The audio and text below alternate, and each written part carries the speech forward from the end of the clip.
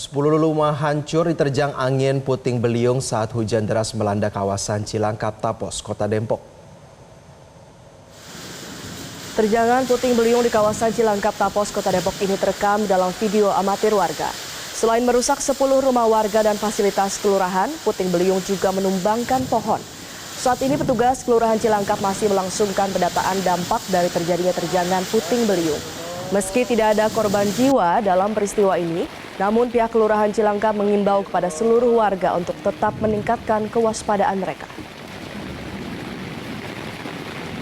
Oh, ngungsi kemana ini?